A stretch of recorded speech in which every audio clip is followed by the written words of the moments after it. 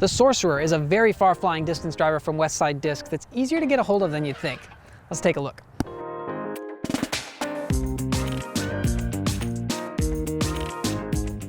So we'll start with the feel. The Sorcerer is a 13-speed driver, but the rim isn't quite as wide as some of the other 13-speed drivers I've reviewed, like the World and the Giant. It's definitely not as wide as those. It's similar to like a Queen or maybe around a Sword. It definitely flies as fast as a 13-speed disc, but the rim just isn't quite that wide, so it's a little bit easier to get a hold of. It's not super deep either, so if you have smaller hands and you have trouble grabbing the big rims on some distance drivers, you're gonna like this because it's a little bit shallower and a little bit smaller. You're gonna be able to get a hold of this one a lot easier. The Sorcerer tends to have just a little bit of dome to it. I haven't found many pop top ones, but I certainly haven't seen any flat ones. So you're gonna have a good consistent little bit of rise to it. And you're gonna get a lot of straight, a lot of glide, a lot of distance out of this disc. For the feel, this is a tournament burst Sorcerer. The tournament plastic is very grippy and fairly durable, and discs in the tournament plastic tend to be a little bit less overstable than the same disc in the VIP plastic.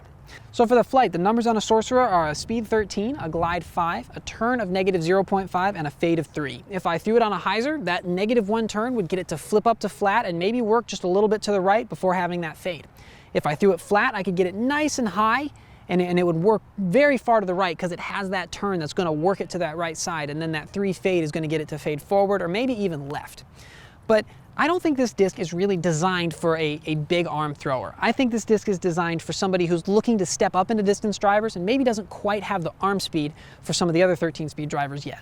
This disc is very easy to control the power on. If I was able to get the nose down, I could throw this disc at maybe 60 or 70% to where it was only going 330, 350 feet, and it was still getting a nice straight flight. It would flip up and glide to the right and then fade back. And that's pretty much what this disc did. It scaled very well with power. I could throw it hard and it would flip up, glide to the right, and fade back. Or even if I backed off, it would flip up, glide to the right, and fade back. So it was a great distance shot, and it has a ton of glide. This disc is one of the farthest flying discs that Westside makes because it just stays in the air. It has so much glide, it does not like to come down, and it's going to get you a lot of distance, especially if you can get the wind underneath the disc to help supply that lift. So if you're looking for your first distance driver, or you've had some struggles with some other distance drivers and you want something that you're just going to be able to get to fly a little bit more reliably and you're going to get some extra distance, I would definitely recommend the Sorcerer.